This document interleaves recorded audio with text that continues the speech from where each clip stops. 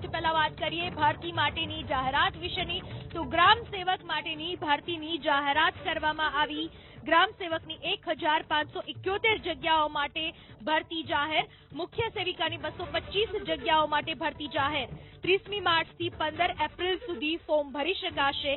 પંચાયત સેવા પસંદગી મંડળે ભરતીની જાહેરાત કરી।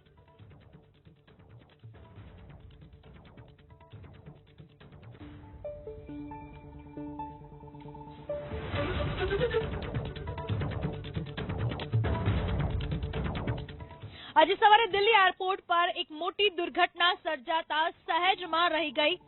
સવારે દિલ્હીથી શ્રીનગર જતા સ્પાઇસ જેટનું વિમાન વીજળીના થાંભલા સાથે અથડાયું। વિમાનમાં સવાર તમામ યાત્રિકોને બીજા વિમાનથી રવાના કરાયા। સદનસીબે કોઈને ઈજા પહોંચી નથી। સ્પાઇસ જેટે તપાસના આદેશ આપી દીધા છે। રિપોર્ટના મુજબ વિમાન ટર્મિનલથી રનવે તરફ આગળ વધી રહ્યું હતું, એ દરમિયાન આ દુર્ઘટના બની।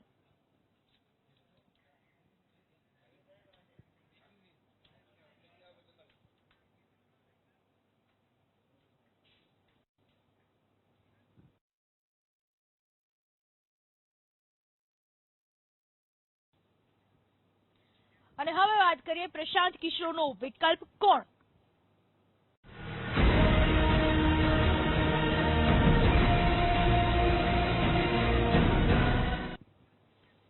અત્યારે દરેક પક્ષો રણનીતિ ઘડવામાં લાગી ચૂક્યા છે, ત્યારે રણનીતિકારને લઈને પણ ચર્ચા। કોંગ્રેસને રણનીતિકાર પ્રશાંત કિશોરનો મળ્યો નવો વિકલ્પ।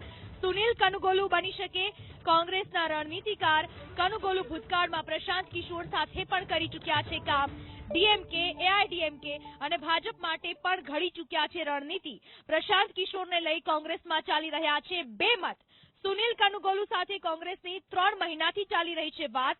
રણનીતિકાર અંગે ગુજરાત કોંગ્રેસે હાઈકમાન્ડ પર છોડ્યો છે અંતિમ નિર્ણય। કોંગ્રેસને રણનીતિકાર પ્રશાંત કિશોરનો નવો વિકલ્પ મળ્યો।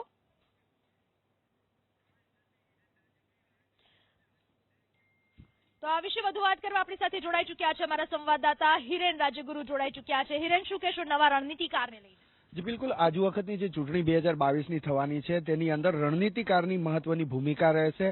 પ્રશાંત કિશોર અને કોંગ્રેસ સાથે વાટાઘાટો ચાલી રહી છે, પરંતુ તે સફળ થાય તેવું લાગતું નથી, કારણ કે કોંગ્રેસની અંદર જ બે મત ચાલી રહ્યા છે। 50% લોકો માને છે કે પ્રશાંત કિશોરને રણનીતિકાર તરીકે સ્વીકારવા જોઈએ, 50% નથી માનતા।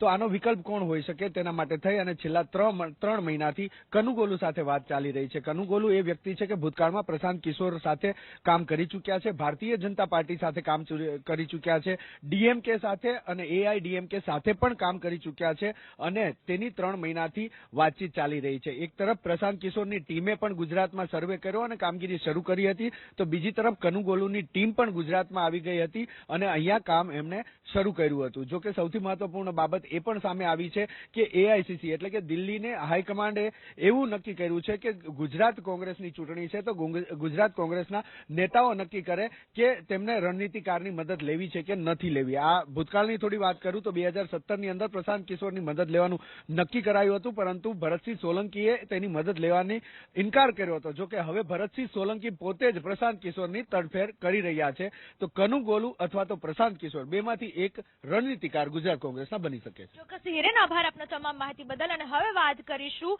નરેશ પટેલે કેમ પાડી મુદ્દત।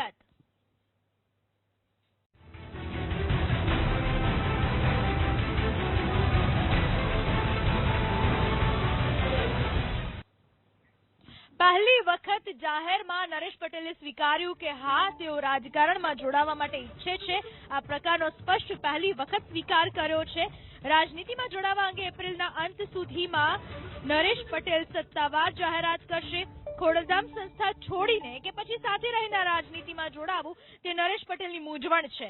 ખોડલધામ સંસ્થાના નેટવર્કના ઉપયોગના માધ્યમથી સર્વે થતો હોવાનો સ્વીકાર કર્યો નરેશ પટેલે, અને રાજનીતિના રણનીતિકાર પ્રશાંત કિશોર સાથે બેઠક થઈ ચૂકી હોવાનો પણ નરેશ પટેલે સ્વીકાર કર્યો।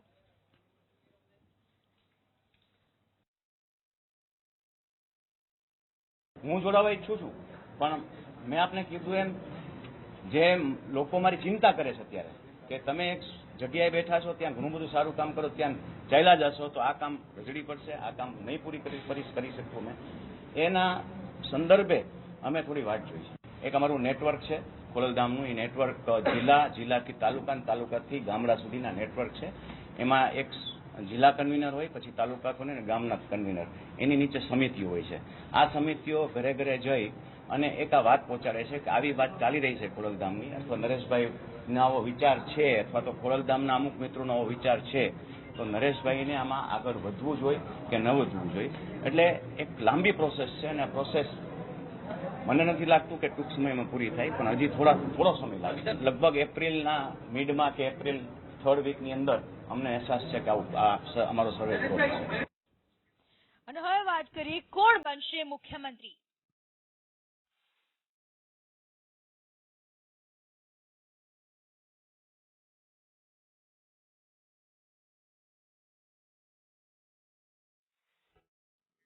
ગુજરાત વિધાનસભાની ચૂંટણી પહેલા આપ અને બીટીપી વચ્ચે થઈ શકે છે ગઠબંધન, તેની આશંકા સેવવામાં આવી રહી છે. બીટીપીના મહેશ વસાવા અને પરેશ વસાવાએ દિલ્હીના મુખ્યમંત્રી અરવિંદ કેજરીવાલ સાથે મુલાકાત કરી.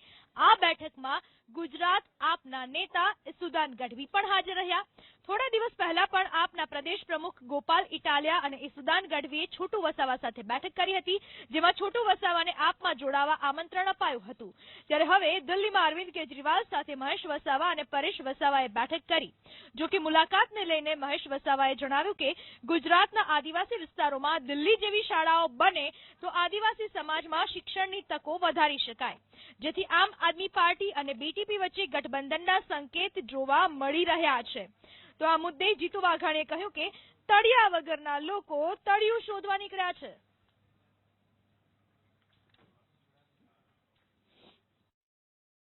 સમાજના પ્રશ્નોને લઈને શિક્ષણ છે, આરોગ્ય છે, જળ જમીન જંગલના મુદ્દા છે, આદિવાસી સમાજના સિંચાઈના પાણીના પ્રશ્નો છે, આ બધા પ્રશ્નો મહેશ વસાવાજીએ અરવિંદજીની સમક્ષ મૂક્યા છે અને અરવિંદજીએ એના માટે રિસર્ચ કર્યું છે અને પછી આગળ એમને મેરેથોન મિટિંગો અમારી થશે હજી અને પછી કંઈક નિર્ણયો સારા લેવાશે. જો આદિવાસી સમાજ માટે અમે કંઈક કરી શકીશું.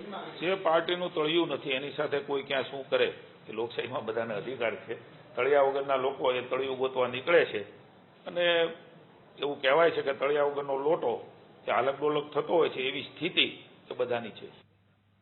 વાત કરીએ પાકિસ્તાનની. પાકિસ્તાનમાં ઇમરાન ખાન વિરુદ્ધ અવિશ્વાસની દરખાસ્ત રજૂ કરાઈ. 31મી માર્ચે પાકિસ્તાન સંસદમાં અવિશ્વાસની દરખાસ્ત પર ચર્ચા કરાશે.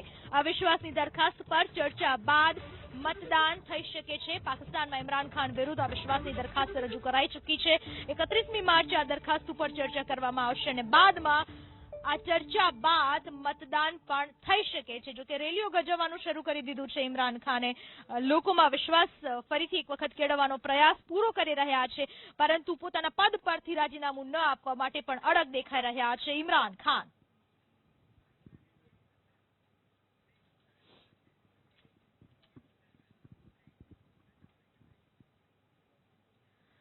અને હવે વાત કરીએ લગ્ન જીવનમાં ખટરાગ વિશેની.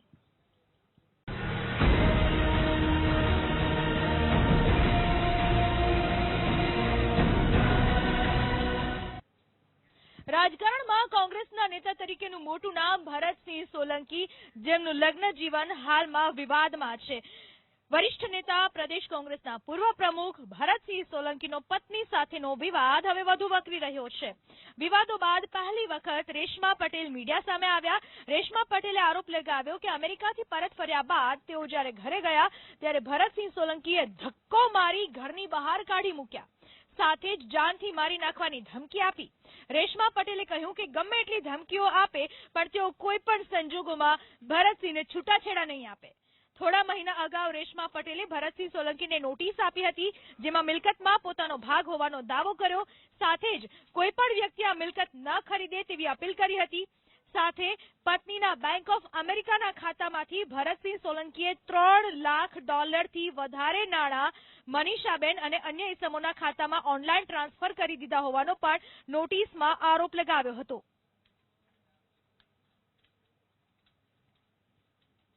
ખોટી સ્ટોરીઓ ઊભી કરીને મને બદનામ કરવામાં આવી, મને ખોટી જાહેર નોટિસ આપી.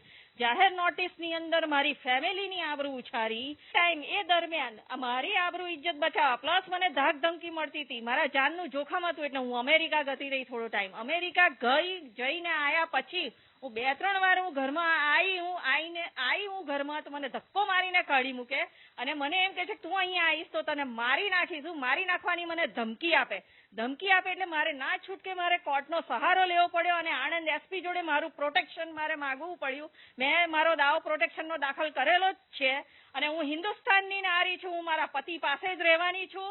એને છૂટાછેડા તો હું ક્યારેય નહીં આપું. જેવી ઊભી આવી હતી એવી રીતે આ ઘરમાંથી મારી લાશ જશે અને મને મારી નાખવી હોય તો મારી નાખે. વનરક્ષકની પરીક્ષાના પેપર કાંડને લઈને કોંગ્રેસે વિધાનસભા ગૃહમાં અને ગૃહની બહાર હોબાળો મચાવ્યો હતો. આજે હોબાળો મચાવવામાં આવ્યો. વિધાનસભા ગૃહમાં કોંગ્રેસના ધારાસભ્યો હાથમાં બેનર્સ લઈને વેલમાં ધસી આવ્યા. બાદમાં સાર્જન્ટે કોંગ્રેસના ધારાસભ્યોને ખસેડ્યા. હોબાળાને લઈને 15 મિનિટ સુધી વિધાનસભા ગૃહની કાર્યવાહી મુલતવી રખાઈ. તો કોંગ્રેસના હોબાળા બાદ જીતુ વાઘાણીએ કોંગ્રેસને પેપર ફોડ્યાનો પુરાવો રજૂ કરવાનો પડકાર ફેંક્યો.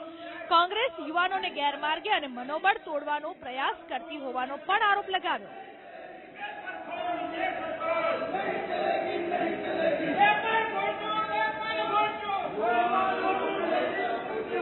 તો ગૃહની બહાર યુથ કોંગ્રેસના કાર્યકરોએ મચાવ્યો હલ્લાબોલ. કોંગ્રેસે પાટનગરમાં ગાંધીનગરમાં યુવા સ્વાભિમાન સંમેલનનું આયોજન કર્યું હતું. જો કે પોલીસની મંજૂરી નહોતી મળી. આમ છતાં યુથ કોંગ્રેસના કાર્યકરો વિધાનસભા સંકુલમાં ઘૂસી જઈ પૂતળાનું દહન કર્યું. પોલીસે યુથ કોંગ્રેસના પ્રમુખ વિશ્વનાથસિંહ વાઘેલા સહિત કાર્યકરોની અટકાયત કરી હતી.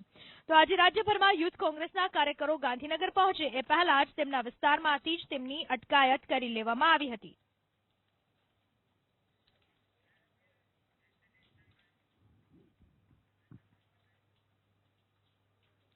વીજ દાંડિયાથી પરેશાન ખેડૂતો કરી રહ્યા છે હલ્લાબોલ. ઠેર ઠેર આયોજનો કરવામાં આવ્યા, આંદોલનો કરવામાં આવ્યા.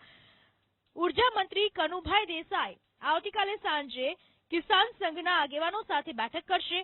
8 કલાક સળંગ વીજળી આપવાની માંગ સાથે કિસાન સંઘે સરકારને 72 કલાકનું અલ્ટિમેટમ આપ્યું હતું, જેની સમયસીમા આજે રાત્રે પૂરી થાય છે. એવામાં આવતીકાલે ઉર્જા મંત્રી કિસાન સંઘના આગેવાનો સાથે બેઠક કરશે અને ખેડૂતોને મહત્તમ વીજ પુરવઠો પૂરો પાડવા મુદ્દે ચર્ચા કરવામાં આવશે. તો આ તરફ બનાસકાંઠાના દિયોદરમાં ખેડૂતોના આંદોલનનો આજે 6થો દિવસ. વખા વીજ સબસ્ટેશને ખેડૂતો 8 કલાક વીજળી આપવાની માંગ સાથે ધરણા ઉપર બેઠા છે. ખેડૂતોએ ચીમકી ઉચ્ચારી કે જો માંગ પૂર્ણ ન કરાય તો વિધાનસભાનો ઘેરાવ કરીશું. ગઈકાલે રાત્રે ખેડૂતોએ અહીં નવતર વિરોધ કર્યો. સરકારને સદબુદ્ધિ આપવા ખેડૂતો અહીં ડાકલા વગાડીને ધૂણીને વિરોધ કરતા જોવા મળ્યા. તો રાજકોટ જિલ્લાના જેતપુરમાં પીજીવીસીએલની કચેરીએ પણ ખેડૂતોએ અનોખો વિરોધ કર્યો. 48 ગામના ખેડૂતો આજે ટોપલીમાં કોલસા અને છાણા લઈને પહોંચ્યા અને પીજીવીસીએલના અધિકારીઓને કોલસા અને છાણા ભરેલી ટોપલી આપી. 8 કલાક વીજળી આપવાની માંગ કરી. તો ભાવનગરના પાલીતાણામાં ખેડૂતોએ પીજીવીસીએલની કચેરીનો ઘેરાવ કર્યો.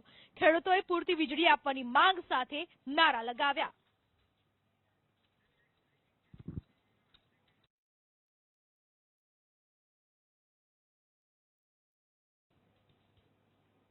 મહેસાણા સરદાર સેવા ગ્રુપનો આંતરિક વિવાદ ફરી એક વખત સામે આવ્યો, જેમાં જૂના એસપીજી ગ્રુપના બેંક ખાતા સીલ થયા હોવાના મેસેજ ફરતા થતા એસપીજી ગ્રુપના અધ્યક્ષ લાલજી પટેલે તાબડતોબ પ્રેસ કોન્ફરન્સ કરી.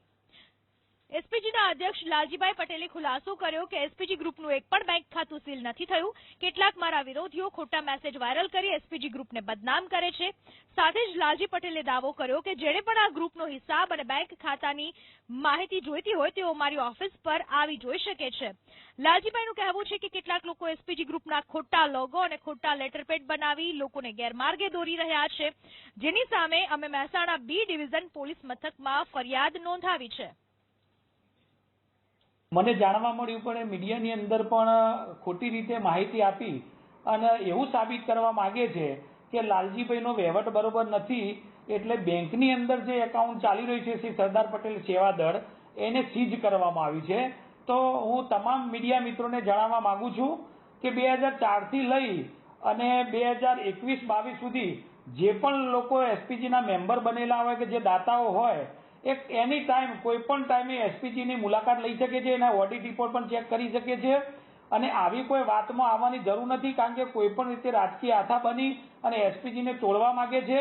એટલે હું તમામ દાતાઓને પણ કહેવા માંગુ છું કે ભાઈ આવું કંઈ બન્યું નથી, કારણ કે સરદાર પટેલ સેવાદળના ટ્રસ્ટીઓ દ્વારા જે બેંક એકાઉન્ટ ચાલી રહ્યું છે એ કાયદેસર રાબેતા મુજબ ચાલુ છે. એટલે જેટલા પણ ભાઈઓ અને બહેનો આમાં ડોનેશન કરવા માંગતા હોય કરી શકે. આ એક ખાલી અફવા છે. વડોદરાની MS યુનિવર્સિટી જેના વિદ્યાર્થી સંગઠનોએ માંગણી કરી પરીક્ષા ઓનલાઈન યોજવા માટેની. આ વિદ્યાર્થીઓનું કહેવું છે યુનિવર્સિટી હેડ ઓફિસમાં ઓલ ગુજરાત સ્ટુડન્ટ યુનિયને વિરોધ નોંધાવ્યો. બેનર્સ અને પોસ્ટર્સ સાથે નારેબાજી કરવામાં આવી. અમુક વિદ્યાર્થી નેતાઓ અને યુનિવર્સિટી હેડ ઓફિસની છત પર ચડી ગયા તો યુનિવર્સિટીના રજિસ્ટ્રાર કૃષ્ણકાંત ચુડાસમા સામે સૂત્રોચ્ચાર કર્યા.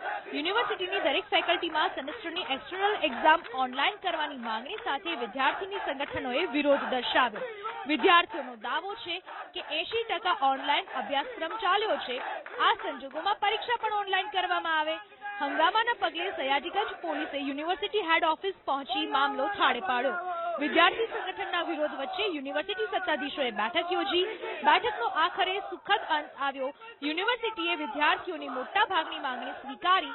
જો કે રજિસ્ટ્રારે ચોખવટ કરી કે સરકારના આદેશ પ્રમાણે પરીક્ષા તો ઓફલાઈન જ લેવાશે.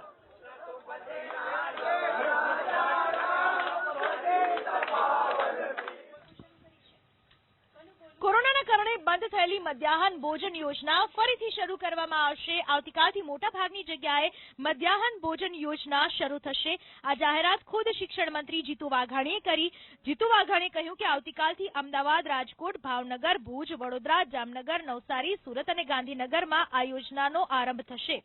રાજ્યની તમામ શાળાઓમાં આગામી ગુરુવારથી આ યોજના શરૂ થશે.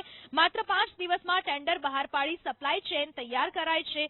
એબીપી અસ્મિતાએ પણ મધ્યાહન ભોજન યોજના બંધ થતા વિદ્યાર્થીઓને પડતી હાલાકીનો મુદ્દો ઉઠાવ્યો હતો.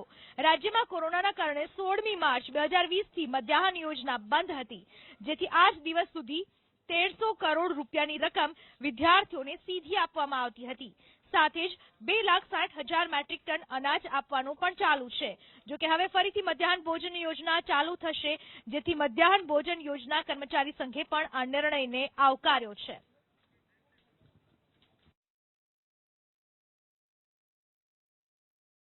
રાજ્યમાં હજુ પણ આગામી દિવસોમાં પડશે કાળઝાળ ગરમી. હવામાન વિભાગે જે પ્રમાણે આગાહી કરી છે, હજુ પણ ગરમીનો પારો આગામી દિવસોમાં ઉપર જઈ શકે છે.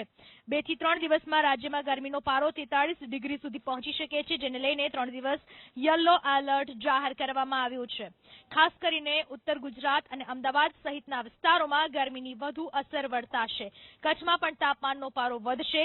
કાળઝાળ ગરમીના લીધે બપોરના સમયે લોકોને કામ વગર બહાર ન નીકળવા માટેની સૂચના આપવામાં આવી છે. ગરમીના કારણે શરીરમાંથી પાણીનું પ્રમાણ ઘટે નહીં તેની પણ ખાસ કાળજી રાખવાની જરૂર છે. તેથી વધુ પ્રમાણમાં પ્રવાહી લેવાની સલાહ તબીબો આપી રહ્યા છે.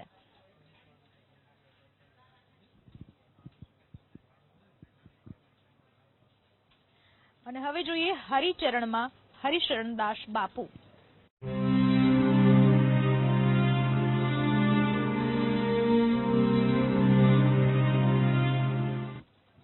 રાજકોટના ગોંડલના સંત હરિચરણદાસજી જેઓનું નિધન થયું છે, ભક્તોમાં ઘેરા શોકની લાગણી જોવા મળી રહી છે. છેલ્લા ઘણા દિવસથી એમની તબિયત નાદુરસ્ત રહેતી હતી. તબીબોની ટીમ સતત ખડે પગે રહી તેમની સારવાર કરી રહી હતી. મોડી રાત્રે તેમની તબિયત વધુ લથડી હતી અને વહેલી સવારે 4:30 વાગ્યે તેમણે દેહ ત્યાગ કર્યો. આવતીકાલે નર્મદાના ગોરામાં તેમની અંતિમ વિધિ કરાશે.